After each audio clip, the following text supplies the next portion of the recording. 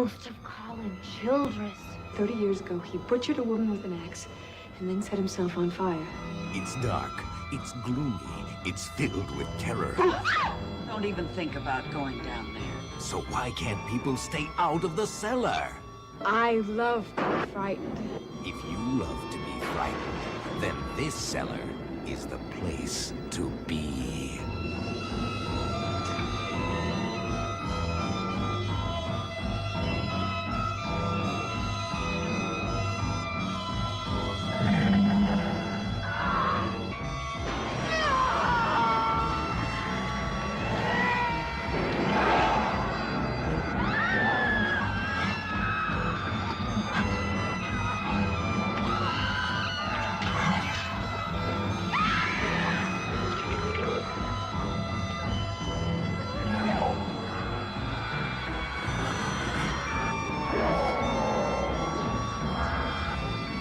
Innocent woman is terrorized. Her life becomes a nightmare when she won't stay out of the basement and is snared by the evil cellar dweller.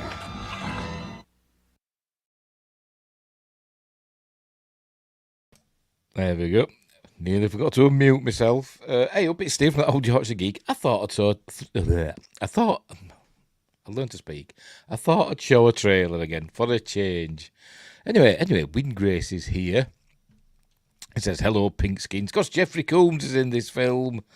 I'm trying to look at playing the trailers again. Well, I thought I'd try it with this one. I thought it's not a super famous film. I thought I'll give it a go. I'd probably get a massive copyright strike now. Knowing my look. See if it says anything. It doesn't say anything on YouTube. But anyway, we'll see what happens. Right, so this week, welcome to Friday Night Appointment with Fear. Number 82. This week we're doing Cellar Dweller. I remember this film coming out and renting it on VHS from the video rental library in town. And I really enjoyed it. It's a cracking little film. It is. There's not much to it. It's not a long film. But anyway, let's get some info about it before we start. It came out in 1988, but it actually says 1987 at the end. So anyway, I've got a hair on my glasses or something. I can see something in my eye. Oh dear. Yeah, it's gone now. Got it. No, I ain't. It's there again. Oh, it's a reflection, I think. Is it? Yes, it's a reflection. Unbelievable. Right. Off me light. Yeah, that's better. Right, where were we? Cellar Dweller, right, directed by John Carl Buechler, who's more famous for doing makeup effects. He did some of the effects in this film. He's more famous for that. He's done like Friday the 13th and stuff like that. Written by Kit Dubois, a.k.a. Don Mancini, who created the Child's Play series. Well, he started writing that. And it stars Debrah Farentino, but she's credited here as Debrah Mullowney or something like that. But she's goes by Debrah Farentino because she was once married to James Farentino. Anyway, and Brian Robbins, who now, oddly enough, is the... Oh, no, he's oddly enough, but now he's curiously, or interestingly, is the CEO of Paramount Pictures. So he's gone up in the world, hasn't he? Also stars Pamela Bellwood, Cheryl Ann Wilson, Vince Edwards, and guest starring, I suppose you could say, Jeffrey Combs as Colin Childress, but he just looks like Herbert West, and Yvonne Carlo as Mrs. Briggs. Yvonne Carlo, obviously, everybody knows, as Lily Munster. Right, so anyway, I don't know what the budget on it was. I have no idea. It came from Empire Pictures, which I think was it Charles Band? Well, that one of his companies, but his name's not attached to the film. Where were we? Produced by Bob Wynne. Oh, and Charles Band, executive. We didn't say that in the credits, not that I noticed. Anyway, and that's about it, really. You saw the rest of it in the trailer, so let's just get on with it, shall we? Hello, Sci-Fi Quest is here as well. Finally, a movie I could put on my list of movies that existed since I was alive. I'll get round to 1979. I will get round to it. But I thought this might interest Windgrace because it's about comic book artists. So, or a couple of comic book artists anyway. But, right, so let's get on with the film, shall we? Let's go. But before we start, the main actress in this, who stars in this, is, let's get these the right way around, is, as I said, Debrah Mullowney, a.k.a. Debrah Farentino. She's got loads of names. And she's striking resemblance, to me anyway, to Blair Tefkin, who you may know from V. She played Robin, the really annoying character in V, the one that had the little green baby and the girl. With the aliens, and so I'm just gonna show you that on the left. There we go. There's Debrah Mullowney, and there's Blair Tefkin. I think they look alike. She looks to have a slightly wider face, but whatever. I think they do look really alike. But anyway, that's just me. Right, got that out of the way. Right, let's get on with the film. Let's get the film up and get it full screened. Hey, steady on, unmuted.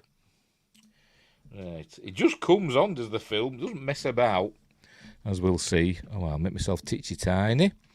And Joshua Kanapke's here as well. Been here from the start, but I was AFK. Oh, I don't know what that stands for. I've never heard of this one. As I've known about this since it came out, and I've not seen it for many, many years, and I've just watched it and really enjoyed it. It's a fun film.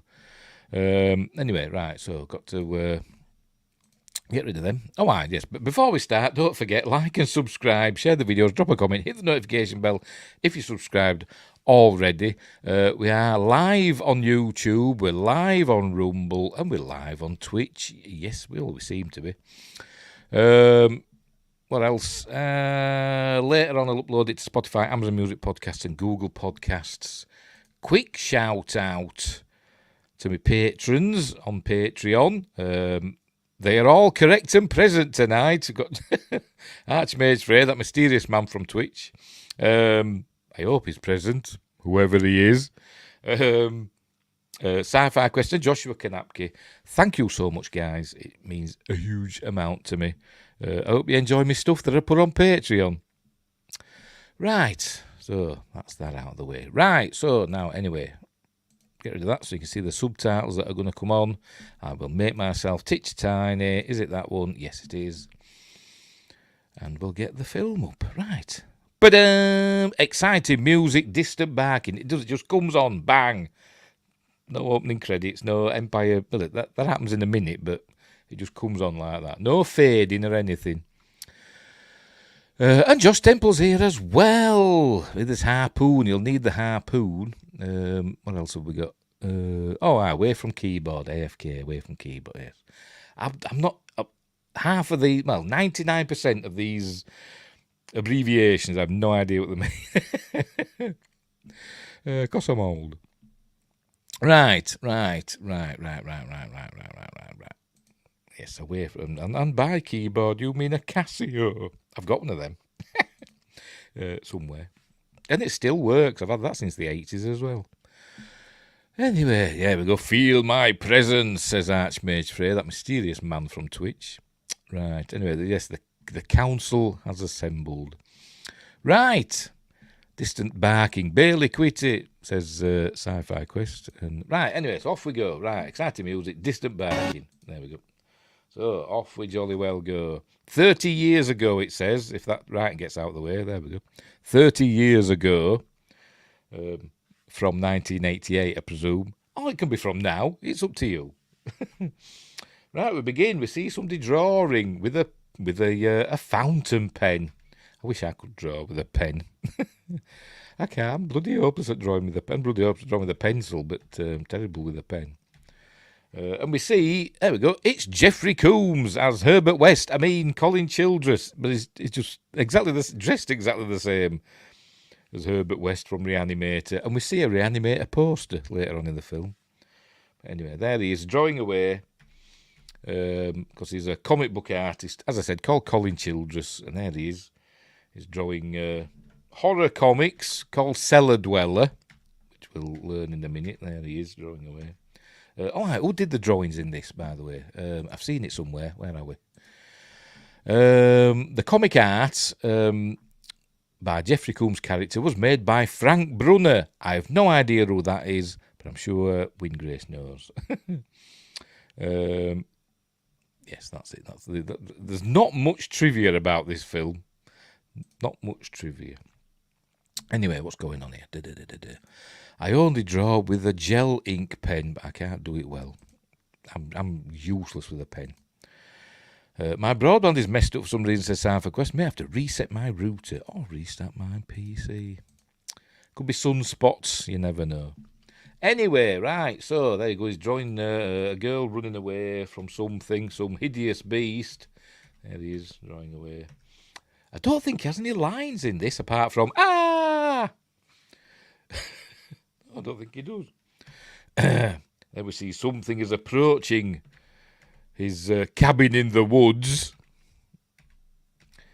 It's a bit on the nose, and it comes in. It doesn't smash the door down, as I expected. It just comes in. And then we see he's got a nice axe with a sylvan blade. But it doesn't get picked up, not yet. Anyway, and there we go. So we see what he's been drawing. He's been drawing the cellar dweller, this beast, some sort of demonic beast, played by. I've seen it. Where is it? Where are you? Played by Michael Deek. I have no idea who Michael Deek is. Says Michael Deek, the creature. What else has he been in? Let's have a look.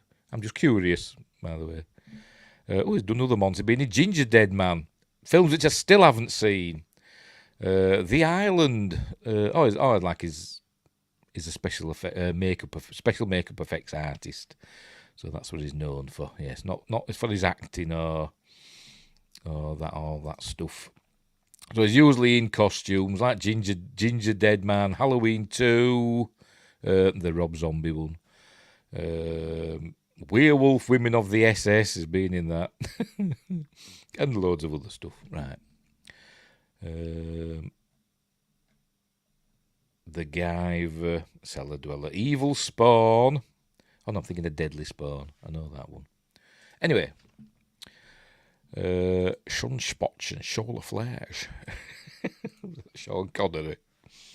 Anyway, so there we go. So he's drawing. By the way, he's a good drawer. The style that he draws in seems to be different to the style that the main character, Debrah Mullowney, draws in later on. I can't remember the name of her character. Whitney, she's called. We'll see some of these as we go on. There's like blemishes on the film. So it's not a very, it's an old transfer that's not been restored. But anyway, so he's drawing away.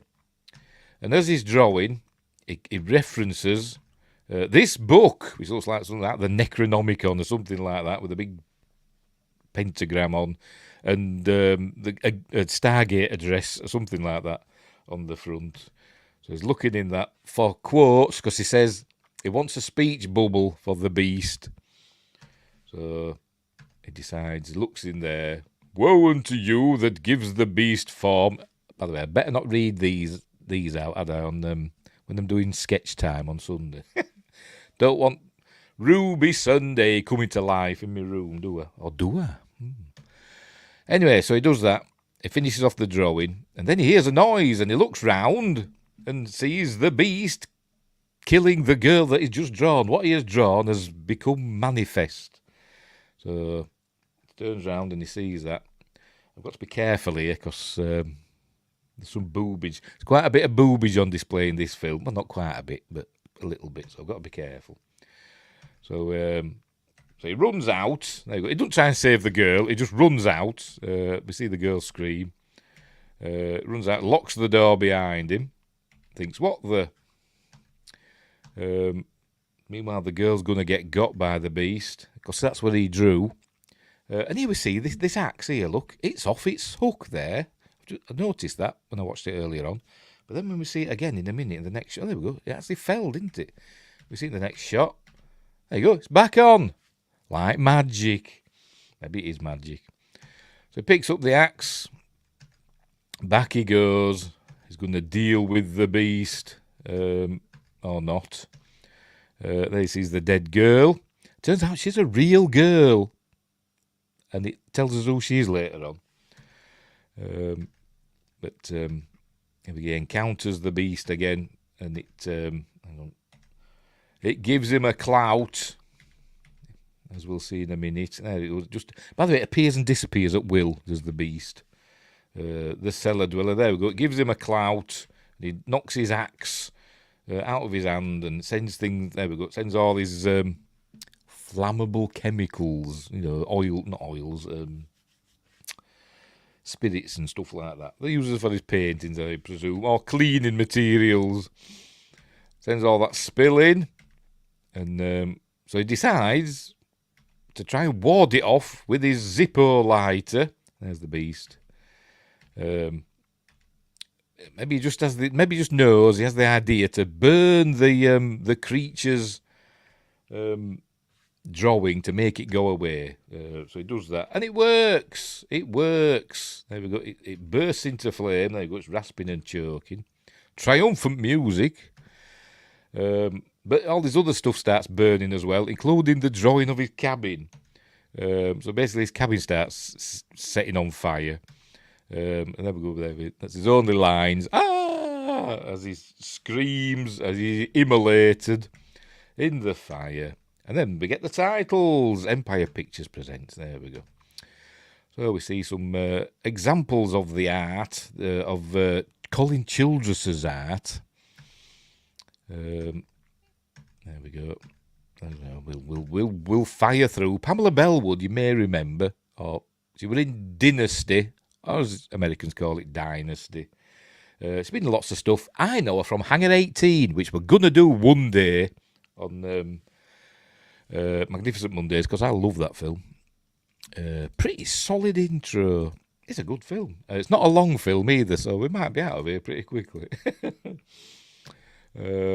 Right, so anyway, so we see more of the... actually, some of this is Whitney's art. You can see it's actually different.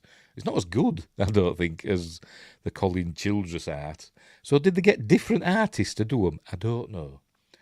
Let's have a look, see if it says anywhere. It doesn't say, there's no information about, not on Wikipedia anyway, and the trivia on IMDb is very slim. It just says the comic art by Jeffrey Coombs' character was made by Frank Brunner, but it doesn't say who did the art for Whitney. You'd think they get the same person, wouldn't you? But I think they've got different people. Because it's quite different. But anyway, by the way, we're dwelling on that drawing of a naked lady, aren't we? Right, so off we go. More drawings. There we go. Munch, Chomp, Chew. A bit of gore in it, by the way, later on, which is cool. There we go. Written by Kit Dubois, who is Don Mancini. As I said, creator of the Child's Play franchise, along with Tom Holland. Hang on. We saw some teeth. There we go, some teeth. Arrgh. Scary Teeth. Directed by John Carl Buechler. Right, 30 years later. Present day or whatever. So we see a taxi. I don't know where it was filmed, by the way. I have no idea. Presumably California. Or I have no idea. Where it was filmed. Maybe Italy. Because a lot of Italian-looking names in the credits. So I don't know. Anyway, so this is Whitney, Debrah Mullowney.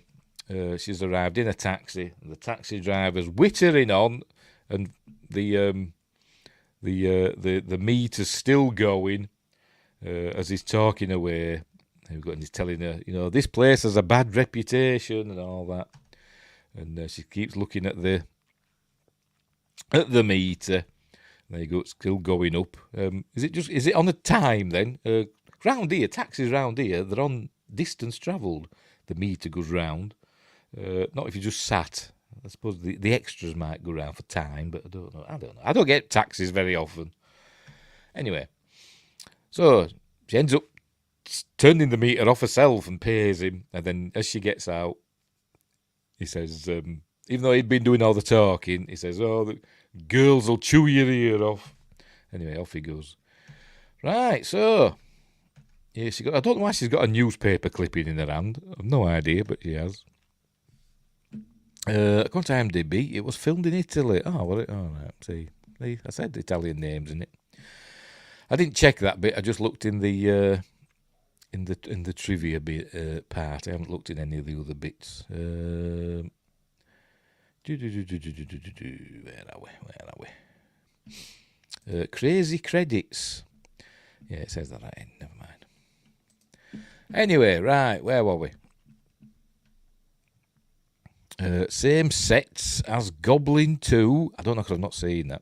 I've not seen Goblin 1 either. But it says very cabin in the woods, isn't it? Which has a distinct lack of trolls. That's what I've heard, yes. It's or Trolls 2 has a distinct lack of trolls, isn't it? I think I've seen the first Troll, but I don't think I've seen any of the others. Anyway, right. So, anyway, she's here. She's here at the Throckmorton Institute for the Arts, which is the same place that Colin Childress? Yes. We're in the, not David Hatcher Childress, Colin Childress. There we go. Was at the beginning. His like legacy is this school for the arts. I wouldn't call it an institute, but anyway. Anyway, she goes in, and she encounters Yvonne de Carlo, who there we go, missed it. Who slaps her on the. She does this. We just see this come. That's the first jump scare. But when a hand goes on the shoulder, it goes. Makes a great noise. Anyway, she just looks round. So there's the lovely Yvonne de Carlo. This is where we learn that they know each other. She were at a talk she were giving several years ago. And Yvonne de Carlo, Mrs. Briggs says, "Oh yes, you were the heckler in the first row." She says, "No, I was just giving my point of view." So we get the feeling that she doesn't like her. She doesn't like Whitney. Right, so it's off in for the interview now, because Mrs. Briggs is in charge of this institute, but it's got a board of directors that's above her, and the town of Nilbog. Yes, I think I've not seen Goblins 2. I think I might have seen the first. I don't know. Or I might be confusing. I've seen like reviews of it, like Hack the Movies and stuff like that. So I don't know much about it anyway. Right, so this is telling her that she loves to be frightened, and she's a big fan of Colin Childress's work and his Cellar Dweller comics, and she said she used to go and find them and read them by flashlights. Her parents didn't like her to have them, and that's where we learn that Mrs. Briggs is not interested in having, a comic book artist there, a cartoonist, as she says. And if it were up to her, she wouldn't be there. There we go. There's examples. We see she's got a copy of Cellar Dweller, and she said she started out copying what were in the comic, but the later stuff is her own work. But it was a bad idea for her to bring this comic and that drawing, which is obviously a copy of what's on the front. But we'll see that later. Right, so she's saying, if it were up to me, you wouldn't be here, but the board of directors have decided that, you were coming to this academy, blah, blah, blah. So she's going to show her to her room. This is one of the people there is doing, this is Amanda's work. She's a videographer, and Mrs. Briggs likes Amanda. That's the Pamela Bellwood character, and she's the baddie in the film. Is Amanda, apart from the Beast. But anyway, all right. This is the door to the cellar, where Colin Childress, I think they say Colin Grigson then, Colin Childress, they say took his own life after he murdered an innocent young woman. The woman that we saw at the beginning was apparently a real person. Anyway. But that's bad. But even though he's officially a murderer, he's still got this institute in his memory, sort of. But anyway. And we learn that it's out of bounds. She's not allowed down there. But as we see, she goes down, but she doesn't really. She's like imagining it, but she goes down and she sees that it's all lovely, and then a zombie Colin Childress appears and starts attacking her with an axe. But then we do a cut, and we see she's just imagining. Right, so we meet two more of the characters. This is Lisa, played by What's-Her-Face, I can't remember, forgotten already. Cheryl Ann Wilson, and this is Philip Lemley, played by Brian Robbins. As I said, now he's the CEO of Paramount Pictures. They did a good job of repairing that cabin after such a conflagration. Yes, it must be a fireproof cellar, or damp. Maybe a damp cellar. Anyway, so he's obviously drawing Lisa. He's an artist, painter and stuff like that, and all that. And she's a performance artist and model. Is Lisa? Oh, there you go. There you go. Philip paints abstracts, and it's not my cup of tea when we see his work. Anyway, not all contemporary art is populist tripe. See, she likes that. She doesn't like cartoonist work. Anyway. Right, so what's happening here now? She's been shown to her room. Here we go. This is her room. We've got, there we go, Reanimator poster there, Ghost Town poster. I think I've seen that one. Might not have done, can't remember. And I think there's one for Dolls. Again, another film, which I think I've seen back in the day. That's an example of Philip's art. Oh dear. Oh, Troll. Poster for Troll. Right, so the way he's introducing himself, there we go. And they become fast friends, does Philip and Whitney. Not lovers, just friends. There's no sexual things going on in this film, even though I do see some boobage. They're just friends, which is, fine. Cavemen did better painting. Yes, they did, under harsher conditions. Anyway. Art is subjective, isn't it? It's in the eye of the beholder. Anyway, so this is where we're learning that neither of them like Mrs. Briggs. Not many people like Mrs. Briggs. Only Amanda. But, right, so he's going to take her now to the... every evening they do presentations where they show off their art. One of them shows off their work for the others to critique. So that's what they're doing now. So we're seeing Philip's art. And there you go. That's what Mrs. Briggs is saying. Let's go back again. The excess of flamboyance of the coloration of your painting detracts from the power of the narrative and the true glory of the painting. Bollocks, basically. What art critics do. Unbelievable. But a three boob. Maybe he's a fan of Total Recall. Maybe he's seen that, even though it wouldn't come out for 2 years. But anyway, maybe he had the insider knowledge about Total Recall for that one. And this one's some sort of harpy. And some of these paintings somehow end up in Whitney's. Whitney ends up in the cellar, by the way. She ends up in the cellar. That becomes her workplace.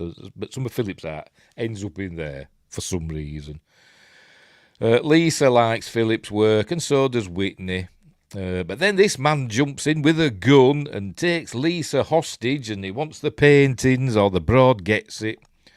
But there you go. She says, "What on earth are you doing?" But Whitney takes charge because she's she's a girl boss, quite literally. Later on, stronger than Philip.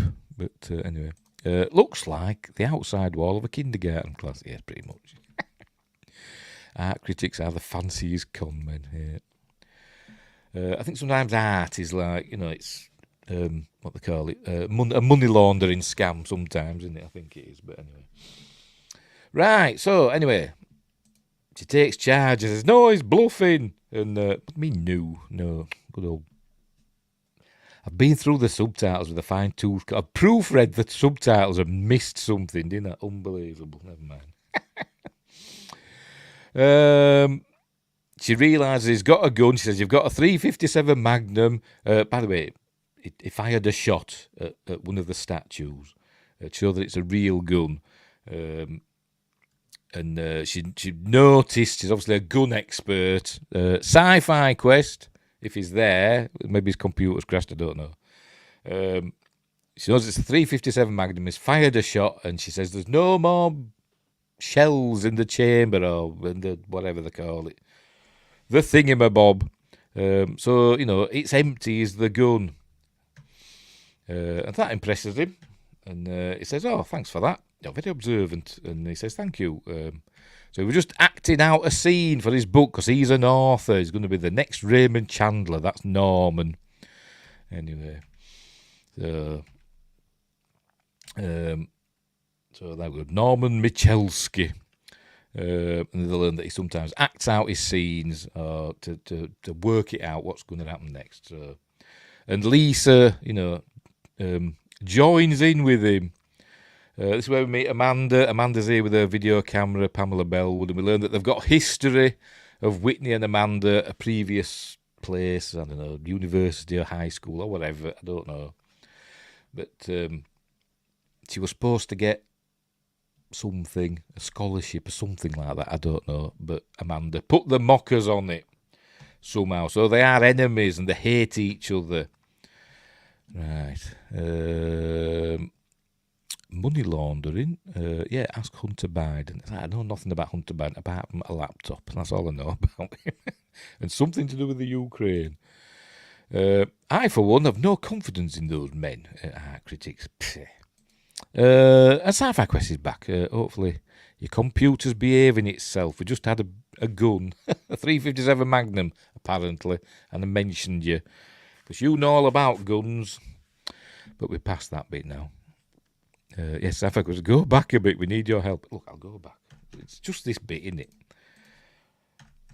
And we see Norman with it. There we go. He's got a 357 Magnum, and she says he's got one bullet in. He shoots it, and she says the chamber's empty or whatever. She says, "Hang on, let's go back a bit more."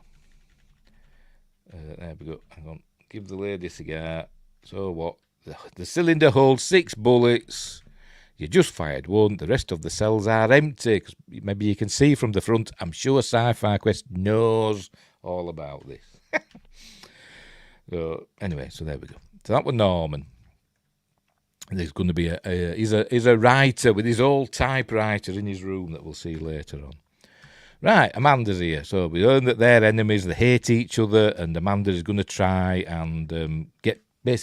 She's in cahoots with Mrs. Briggs, and they're going to try and get Whitney kicked out of the institute.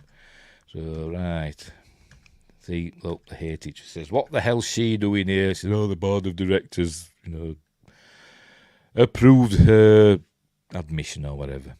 See, looks like a 38. I'll tell you, I have no idea. I don't know guns. Don't know. Oh, here we go. Local killings. Oh, 1955. So it was 30 years. Well, it was over 30 years ago. Cartoonist murders woman, commits suicide in artist's colony. Right. I like to call it a colony. And I can't read that right. Local killings stun police. Or local killing. So that must be... Oh, bloody too far. Never mind. So that must have been the newspaper clipping that she... there we go. That she had at the beginning, maybe. I don't know. But oh, yeah, because it's got a picture of the front of the building, hasn't it? So she was probably looking at that. Anyway, so off she goes. She's drawing away in her room. Drawing a picture of Amanda, saying careers are organic. That's something she'd said to her earlier on. Thunder crashing. And then she's like having she's having a nightmare about Colin Childress burning to death and all that stuff. So she wakes up screaming, like that, because she's had a nightmare. And then she hears something, but I can't remember what. She's screaming from somewhere else. And she goes to investigate. She's just like Blair Tefkin from V. I think she does. Anyway, so she's going to investigate, and she's going to go down in the cellar. I can't remember what happens here. I haven't just bloody watched it and I forgot what happens. That's it. Lisa's outside doing a screaming into the universe to get it all out of her. That's what she's doing, yes. I forgot about that. And having some booze as well while she's at it. So they become friends. And this is where she's telling her all about Amanda and how they became enemies, back in college or high school or university or wherever it was.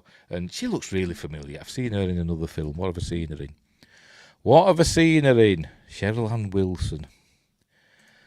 I've seen her in something. Right, let's have a look. She's known as Miranda Wilson. Right, career. Filmography. None of them I've seen. Television. What's she been in? Days of Our Lives. I won't have seen that. She's been in Halo, but I haven't seen that. Maybe she's just got one of those faces. She does look really familiar, and I don't know what I've seen her in. Let's have a look on IMDb, see if that gives us any more clues.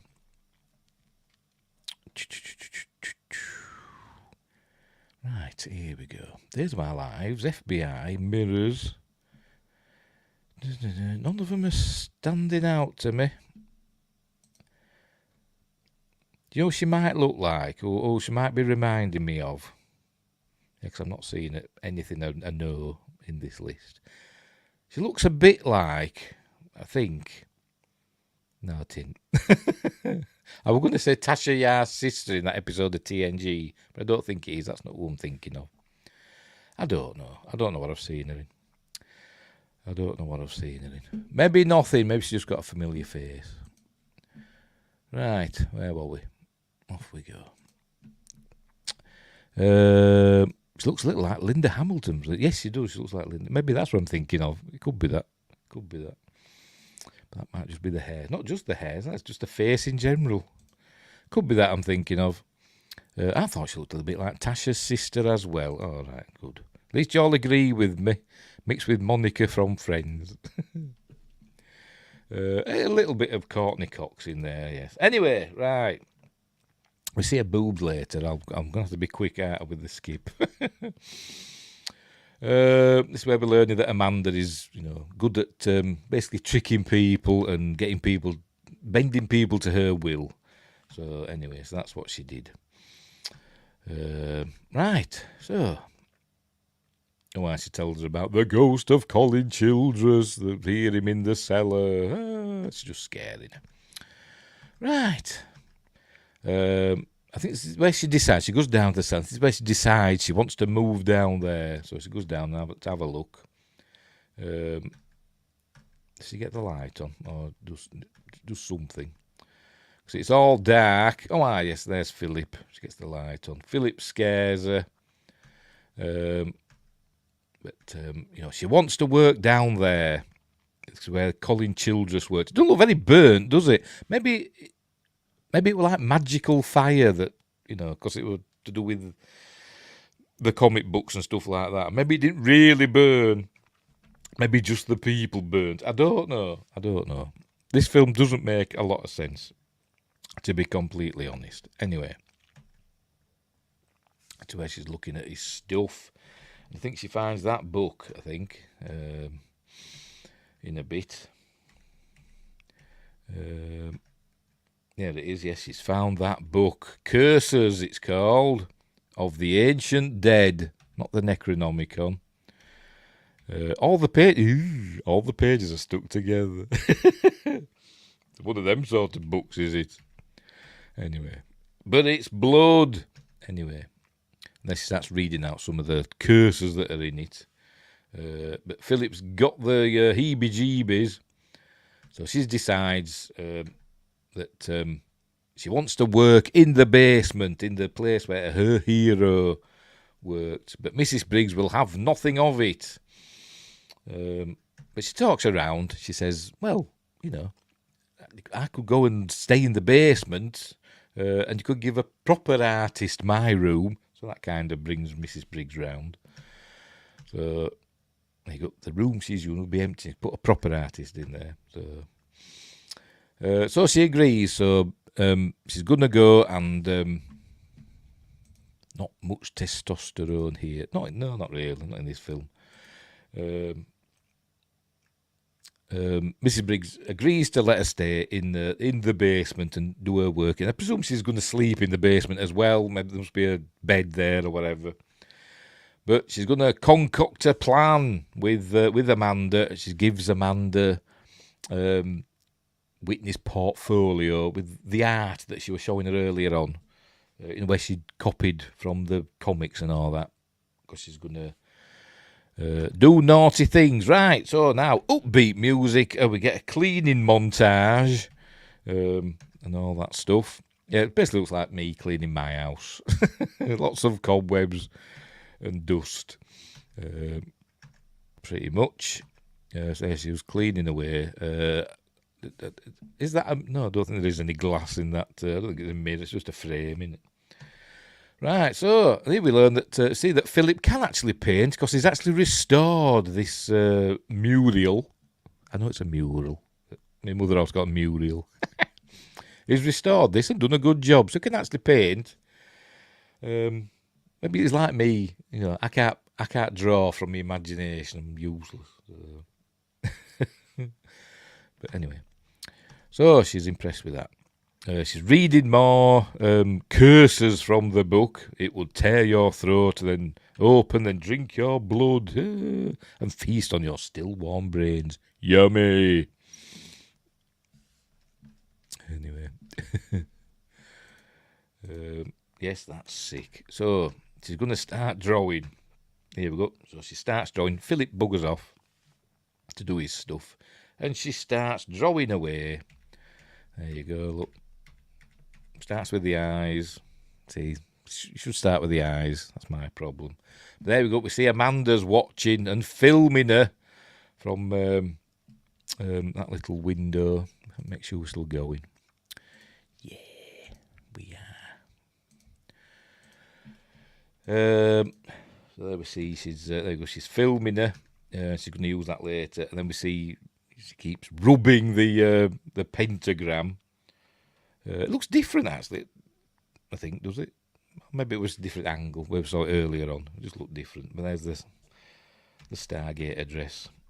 So she's there. She's drawing the beast. I'll say she's better than me. There's the Stargate address. Or does it say something in Cthulhu language? I don't know. I mean, who wants to eat cold brains? Said Windgrace. Yes, well. What sort of wine would you have with it? Would you have white wine with cold brains, and red wine with warm brains? I don't know, but anyway, I'm not a wine person. I guess the people from Indiana Jones, yes, chilled monkey brains, yes. Prefer the Necronomicon, yes, bound in human flesh and inked in human blood. Anyway. So she starts drawing. It's going to be a picture of Amanda. This, I think. No, it didn't. I thought it was going to be a picture of her. That's later. She's writing down Cthulhu, Ryloth, whatever, and all that stuff. I don't know what it is. Or it's the gate address for that. Where the beast comes from. Sounds about right. White for chilled, red for warm. Yes, I am a connoisseur. Of brains. Right, so there you go. She signs it, and off she goes. All happy with herself. There we go. We see her drawing. There's the beast. Signed Whitney, saying something. But as we see, the picture changes. We'll see in a bit. But we see the beast has now, as I said earlier, it is made manifest by her drawing. So there it is. Heavy breathing. Right, so here's Amanda now. She's going to go in and rummage about in the cellar. And I thought she was going to get got, but she doesn't yet. So down she goes. The beast disappears, by the way. It disappears and reappears at will. I'll probably miss it on the thing. It might have gone already. But she's looking round, and there you go. She sees the drawing. Oh, there we go. And it'll just disappear now. Look, you ready? When it's ready. Unbelievable. It's going to disappear, honest.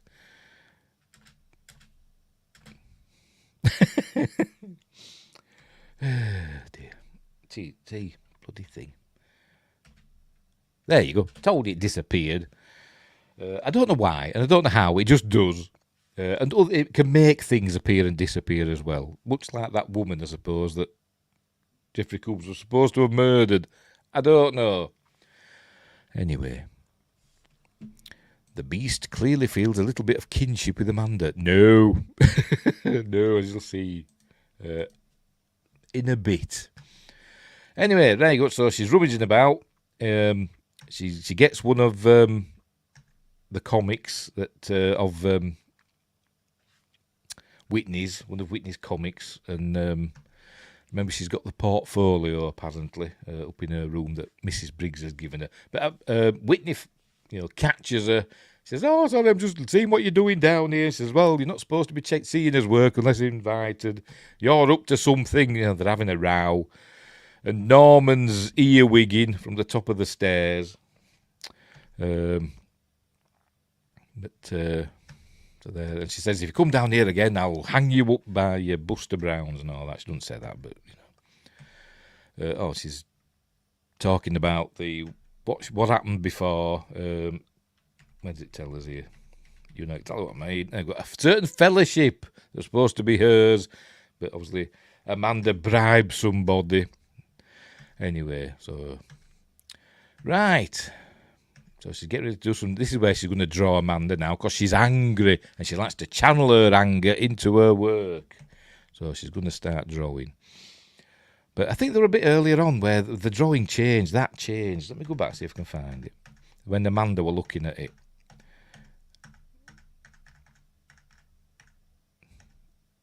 Right, we see it like that. And then we see it again. And it's changed as the drawing. Or is it later on? It might be later on.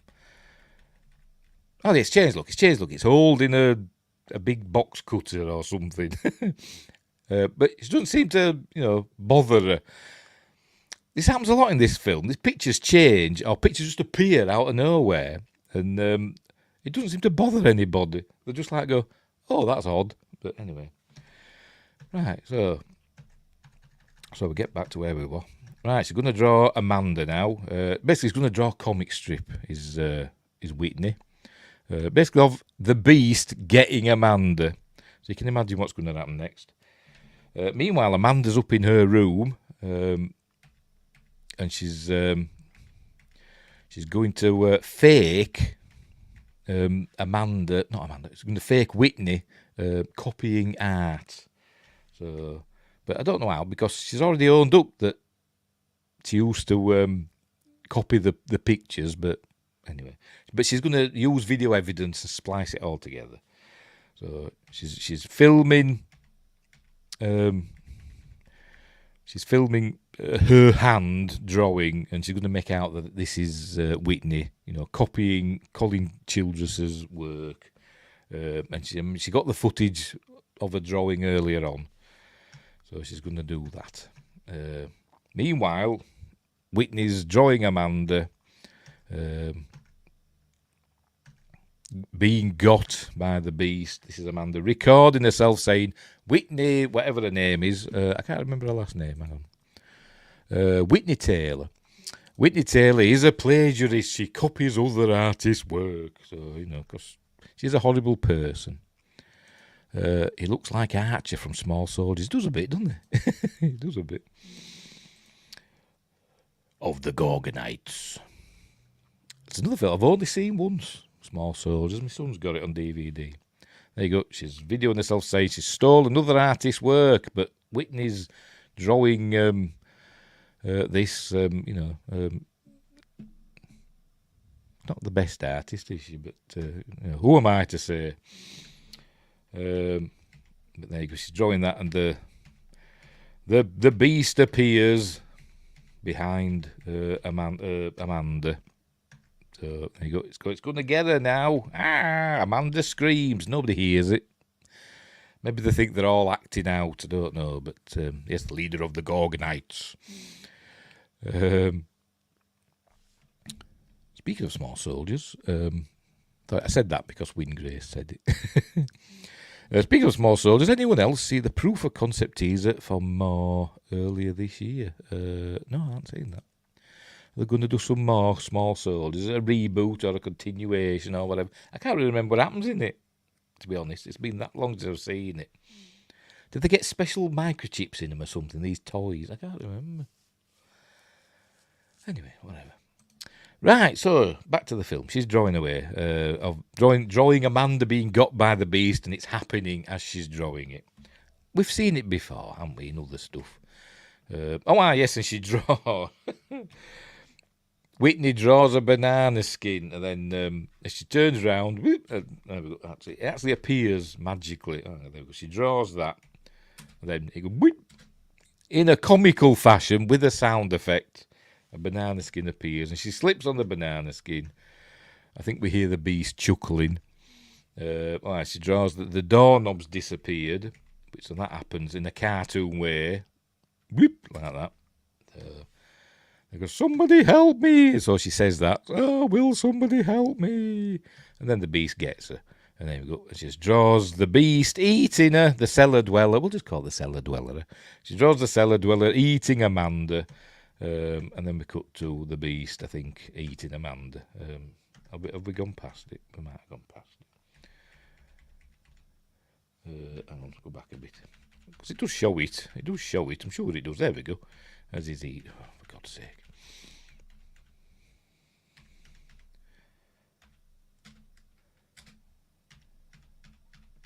When it's ready. There we go. There we go. He's eating her. And then he says, who's next? Because he can speak. Can the cellar dweller.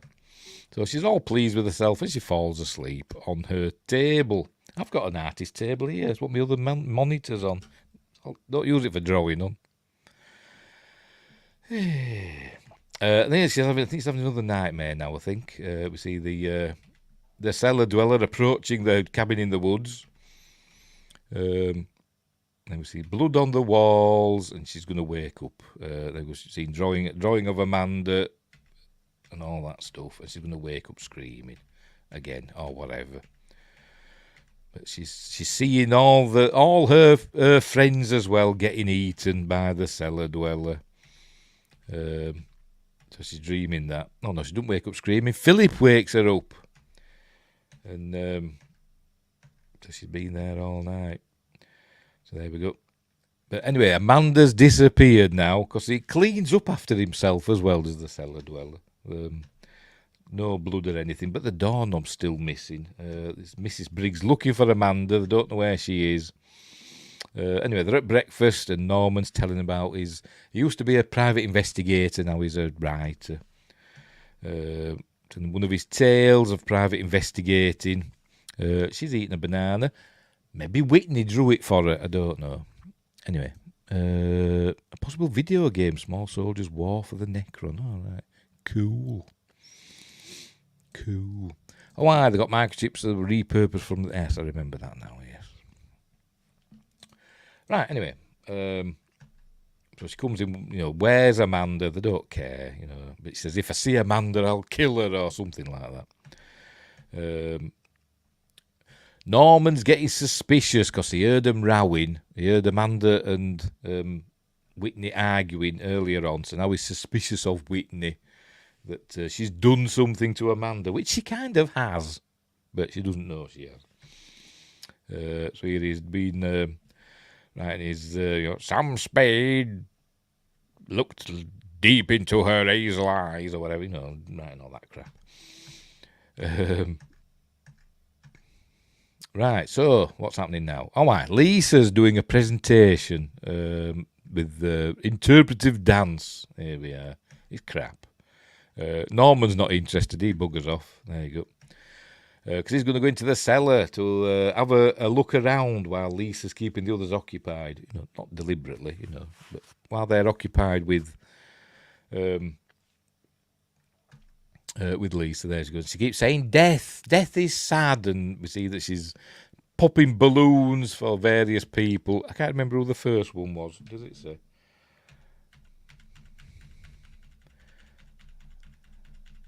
Go back again. Go back again. Come on, show us.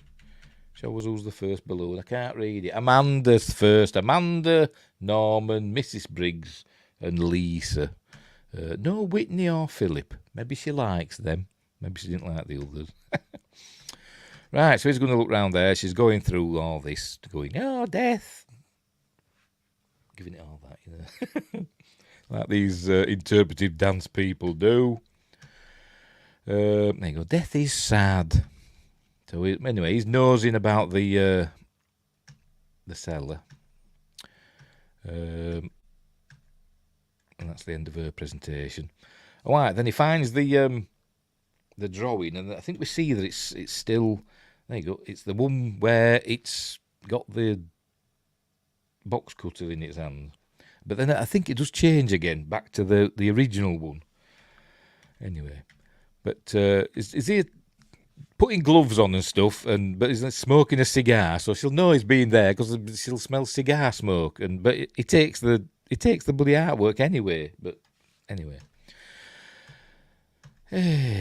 so they're critiquing Lisa's crappy dancing. But he's looking at that, thinking this is evidence of what's happened to Amanda, and he just takes it because he's a bloody thief as well. It goes into Amanda's room. He sees what Amanda will do, and for some reason he puts two and two together and thinks that Whitney got Amanda, even though he's finding Whitney's work in Amanda's room. Whatever. Anyway, Joshua Kanapke's got to go pick up daughter for an awards dinner. Very well. I hope she's winning an award. Cool. See you later, Josh. Thanks for dropping in. Hope you come back and watch the rest of this on the replay or whatever they call it. Anyway, see you later, mate. See you, mate. Hope you get all the awards. Yes, Wingrace says that as well. Anyway. By the way, Wingrace says, language jazz is my favourite. I don't know what language jazz is. Like, like playing the piano slow with a cigarette hanging out of your mouth. Oh, dear. Anyway, as I said, he's kind of put two and two together, there you go, and decided that Whitney's the guilty party here, even though Amanda's got Whitney's art in her room. I don't know. He's obviously not a very good detective. And he's watching the video evidence of Whitney being a plagiarist. But now I think artwork magically appears on Whitney's drawing table. Pardon me. Is it? I'm sure it does. I might have skipped over it. Let's go back a bit. I'm sure it did. Or it might show it in a bit. But as he's watching that, the cellar dweller appears behind him. There you go. Cellar dweller appears behind him. And gets him. There we go. Knocks his head off. Nice gory bit of head knocking off. Decapitation. And so he's going to eat Norman now. There we go. This is the art that's appeared on Whitney's drawing table now of Norman being got, even though it looks nothing like Norman. But he's as good at likenesses as I am.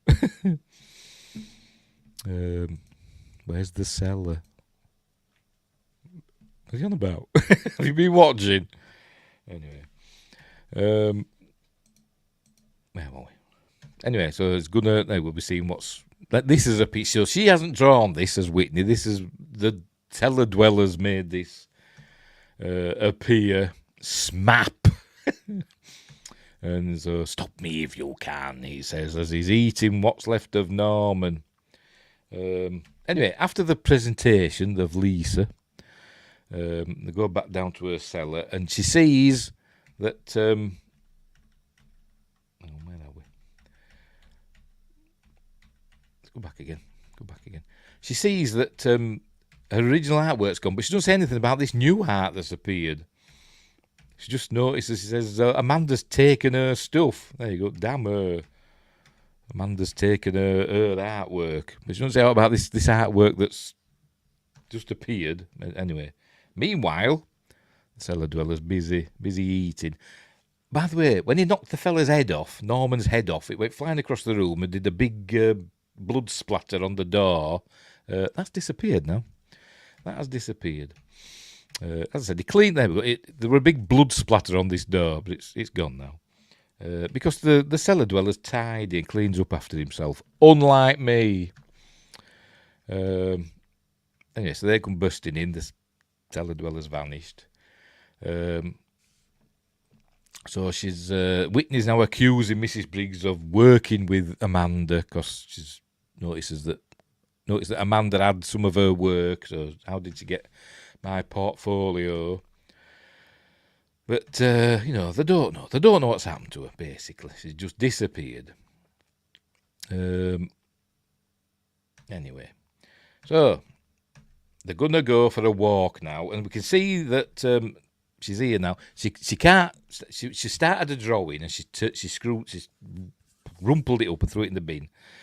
And she says, usually when I'm angry, I channel it into my work, but I'm so cross, or so upset, she says, I can't think straight, so she can't draw at the moment. We see a desk is empty, a drawing table's empty, apart from that.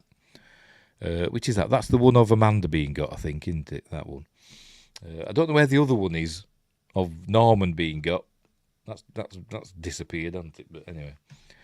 So they decide to go for a walk, her and Philip, and he says, I'll tell you my life story. So off they go.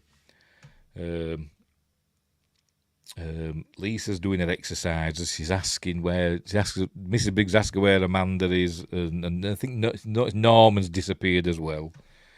I don't know where he is. Anyway, so they come back from their walk, and there we go. Oh, right, the drawings appeared now of Norman being got. That's appeared on the table. And he says, oh, you've outdone yourself this time, but she's been with him the whole time. They've been out. So when did she draw this and put it on the table? Is he thick? God, and he's running a bloody studio now. But anyway. There we go. She says, I haven't drawn this. So, anyway. Oh, I've got to be quick here now. So Lisa's in the shower. Oh, I'm going to have to be careful here now. So you may see some boobage. I'll have to be quick. Lisa's in the shower. So there's no towel there. I don't know where it's gone. She blames Philip for there not being a towel there, but there isn't a towel there. Anyway, I don't know if there was. No towel there. Ever. She's in the shower anyway, is Lisa. And so she starts reading more curses from the book, saying that giving the beast form and all that stuff. Just let this part play. Anyway, so she's reading that. So she's steady on. That were close, wasn't it? Ooh. So she's reading. So she's finding out now that if you read the curses from the book, like she just has. Maybe you don't have to read it. Maybe it's just because the book's in close proximity. I don't know. But whatever you draw becomes real. So basically that's what happens. And she's given the cellar dweller form. That's what she's done. Anyway, she's going for the towel, but it's not there. And it wasn't there to begin with, was it? But anyway. So she goes out looking. She thinks Philip's taken it, so she goes, I'm going to get you. Here I come, Philip. But then I think another drawing starts appearing on the table. There you go. Another drawing appears of Lisa with no clothes on, being got by the cellar dweller. So they've got to go and try and save her, because it's like it's appeared there in front of them. So they've got to go running up to save. There it is, look. Oh, look, 2 pages. So they've got to go and try and save Lisa. So anyway, she's looking for, she thinks, Philip. But the cellar dweller's going to get her. And here it goes, so it gets her. screaming and snarling, and it's eating Lisa, and they're too late. Oh, this is where, hang on, Philip isn't strong enough. Hang on. Philip isn't strong enough to open the door. Look, she can't get in, and he look, wait, stand back, as it's gulping down Lisa. And he goes, oh look, I've hurt my shoulder. So, girl boss kicks the door in. And they see it for the first time. It's there, caught red-handed. So they run off, obviously, as you would. And he gobbles down one of Lisa's eyes. Like that. So there's snarling. I think it just disappears there, maybe. Does it? Or does it? Oh, they try and get out that door, and he's there, look. And so they close the door. Because it's like Droopy. It just appears everywhere. He can teleport. But we'd seen him disappear earlier on, so we know he can teleport. So what they're going to do? So there's only one chance. They've got to get rid of it. So they've got to, she thinks, we've got to burn the evidence, I think. The beast is spawned from man's imagination. So she's saying it's feeding on all the things that it's eaten, all the artists that it's eaten. So he says, well, it's eaten. Amanda's going to give it diarrhea, so it's very amusing. Right, yes, this happens next. You see a drawing appeared there of Philip being dragged into the comic book world. I never run. Oh dear. I bet Windgrace has got that comic, Night Mask. Bet he has. Bet he's got long boxes, and that'll be in there somewhere. Anyway, so we see I think, is it this where the hand comes out? They're looking at that. There we go. Oh, we see some magic. Look, look, special effects, and a hand comes out, and it grabs Philip and knocks her over. She just kicked the door in. There's a slight knock there. She's knocked out. But anyway, and drags Philip into the comic. Apparently, it doesn't really show us. I was hoping we'd see him running about in the comic. You know, a bit like we saw in one of the Nightmare on Elm Street films, didn't we? We saw that happen in one of those, but I can't remember which one. But no, we don't see that in here.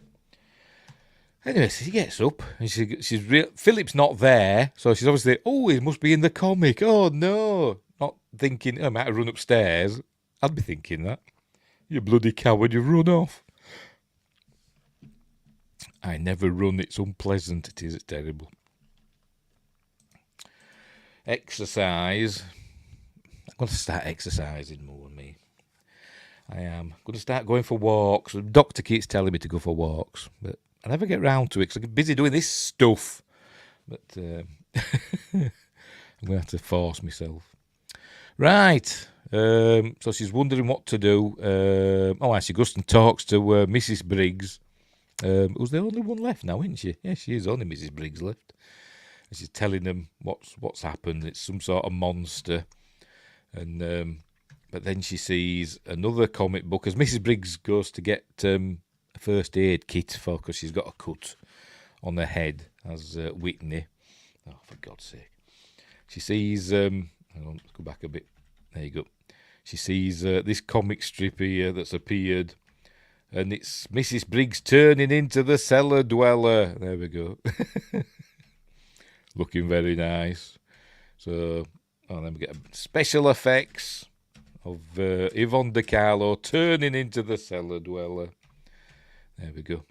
That tells me, though, that it's like, I always imagine that as it turning into Yvonne de Carlo, Mrs. Briggs, rather the other way around. But anyway, whatever. She's turned into the cellar dweller. So there we go. Oh, he missed because he's rubbish. I swim 3 days a week with my intermittent fasting. I've lost 27 pounds. Very good. Very good. Wish I had your, gumption. But I'm basically lazy. Quick draw over that part. You'll see what happens soon. I wish I could swim more often. I do walk though. I don't do either. I can't swim. Never learned to swim. Never got the hang of it. Anyway, so as we see, this is supposed to be Whitney. running away. The comic book is drawing itself now, isn't it? It's like it kind of reminds me of that Amazing Stories, Steven Spielberg's Amazing Stories. That with the bomber that lost a wheel and had to draw. They had a comic book artist on board or whatever, and he drew a wheel and it appeared, didn't it? It kind of reminds me of that, does it? It is a bit like a Twilight Zone episode, I suppose, but we gore in it. Anyway, right, so here it goes. The beast is chasing after Whitney. She ends up back in the cellar, I think. Yes, she's back in the cellar. And I think she's gonna burn everything. There you go, it's talking to her. Whitney. What's happened here? Oh, she threw some, I think it was like whitener, what they call it, that Tipex, we call it Tipex, I don't know what you call it over there, that whitener stuff that you paint on to erase things, that stuff. I still need to lose 160, but 27 is a good start. It is amazing. It's amazing. She throws that, and it makes him disappear in an ethereal hum. Whiteout, yes, that stuff. We call it Tipex here. It's a brand name. But yes, Whiteout, which I've not got any of. So I think she's thinking, she's... it gives her a clue as to what to do. Oh, there we go. She threw it, and it landed on the drawing of the beast there, look. The cellar dweller. And actually, the comic shows are doing it, look. So now she knows what to do. She's got to destroy the artwork. So that's what she's going to do. There you go. She covers all that up. But and then she thinks, oh, Philip, oh, no, I'm sorry. But then I think she has an idea then. She's going to draw everybody back again. There we go. She draws Philip back, looking like the bloody Joker. But anyway, she draws Philip back again. And then he appears magically, I think. There we go. There you go, he appears, and he wants a kiss off cellar dwellers there as well. Look, just standing there in the corner. So she says, "Cool, I've brought you back by drawing you." White out or liquid paper? Yes, that's another name, isn't it? Liquid paper. There was a Darkwing Duck episode like this. He used turpentine to win. Roger Rabbit, dip. He was dipping Roger Rabbit, didn't they, to get rid of cartoons. Anyway, so she has the idea now. She's going to draw everybody back to life. I think she's drawn it chained up. That's it. Yeah, she drew the cellar dweller all chained up in the corners. That's why he's not getting them. So then she draws. When she puts her mind to it, I think somebody else has drawn this. She draws, even Amanda, she draws them all back. And then we see them. Oh, for God's sake. And then we see them there. They're all back alive. So now she has the bright idea of she's a bit of an idiot. Because, there we go. She's going to burn him. But she doesn't just get a drawing of just the cellar dweller. She burns everything. Because she's stupid. So as it's all burning in the waste basket, there you go, the monster screaming with more animation. There you go, he's screaming. So there we go, with his Stargate address. So he's getting burned. And then somehow, we see, I think Philip kind of feels weird. There you go, they're separating them, look. There we go. His drawing magically appears. Don't know how, just does. She couldn't draw the would-be detective with more hair.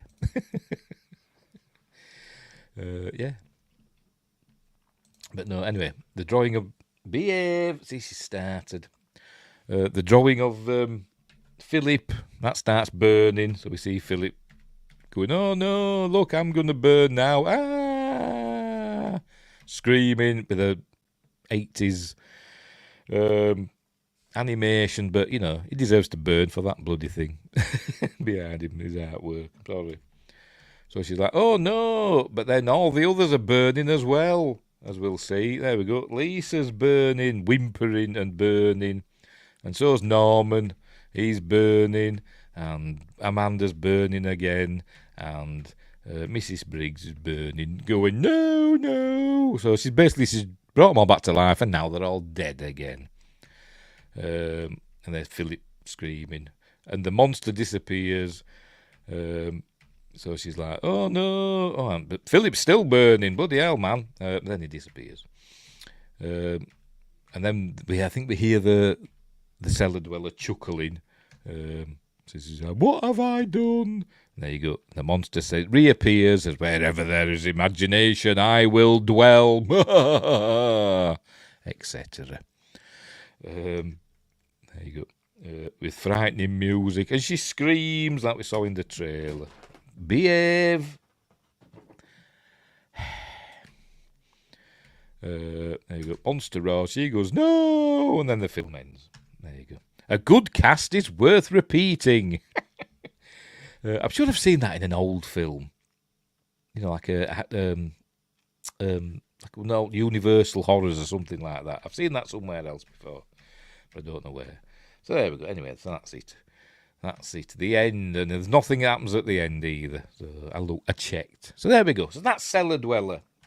A good fun 80s, you know, makeup effects monster film. Because they were all the rage, weren't they, in the mid-80s when they started. Obviously, the techniques to do these sort of creatures and stuff were getting popular, and we saw Dark Crystal and all stuff like that coming out in the mid-80s, didn't we? And all these, what they're made of? I forgot what they call it.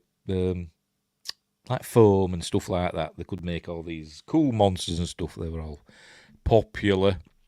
So there we go. So anyway, it's a lot of fun. It's out on, I think it's out on Blu-ray, but I couldn't find a Blu-ray, so I got it on DVD. But it's just a bog standard DVD. There's no special features. It isn't even in widescreen. It's in 4:3. But never mind. Right, so there we go. So that's the end of Cellar Dweller. It's a lot of fun. It's a short film. It's only an hour and 17 minutes. Which is how long we've been going. An hour and 17 minutes. But it's a fun film, and it doesn't overstay its welcome. It gets on with it. And it's nice to see Jeffrey Combs as Herbert West. I mean, Colin Childress. And all that. And I can't believe that this young actor who appeared in this crappy, I know it is a bit crappy, 80s horror film, ends up being the CEO of Paramount Pictures. It's unbelievable, isn't it? Anyway, but there we go. So that's it. That's the end of Thingamabob. At least the government never needs to worry about this bugger. Well, don't know. They should do. I don't think they ever did a Cellar Dweller 2. Return to the Cellar. But Rat, the rock band Rat, they did an album called Out of the Cellar. I think that would be for this, though. Anyway, right. There we go. Right, so we'll leave it there. We're all done and dusted. A quick one tonight, because it's a short film. A short film it is. Right, so what's coming up next? Sunday, I've got me sketch, Sunday sketch time. But Wingray says that was a commentary on him being wherever there was imagination. Oh, right, I see what you mean. I didn't know what you're on about. Sunday we've got sketch time. I've put a post in the community section on the YouTube page where you can suggest what you want me to draw. I've only had one suggestion so far, of Ruby Sunday. So she's winning. So if we don't get any more suggestions, it looks like I'm going to be drawing Ruby Sunday on Sunday, which is appropriate, I suppose. Right, so, and on Monday, Magnificent Mondays, we're doing Battle Beyond the Stars, which is a cool film. So that's on Monday. And I think that's all I've got coming up, apart from the beginning of May. I can't tell. Beginning of May, I've got a Star Wars one, a Magnificent Monday special where we're doing Star Wars. Anyway, they have an imagination. They come up with very fun ways to take my money. Yes, they do. The government does, yeah. The government does. Right, we'll leave it there. So, thanks Winnie Grace, and thanks Josh Temple, and thanks Joshua Kanapke, who's now gone to go to his awards ceremony. Thanks Sci-Fi Quest, whom has got a live stream coming up. I think at 11. Is it at 11 or is it another time? Hang on, let me check. Where is it? Let me check. Let's go back. Subscriptions have been here somewhere. Where are you? Where are you? He's got a live stream coming up. Honest, he has. There we go. At 10:30. He must have known that we're going to have a short show tonight. To celebrate Alien Day, he's got a special live stream. So we're all going to pile over there in 10 minutes to join in there. Right, so we'll leave it there. So, as I said, thanks everybody for joining in. So we'll leave. Oh God, I'm all a dither. It's because the cat's running about and putting me off. So we'll leave it there, and I'll deal with the cat. So thanks for watching. Don't have nightmares. Wherever you are, look after each other. Hang on, I've lost my stuff now. And until next time, I'll say I'm hopeless.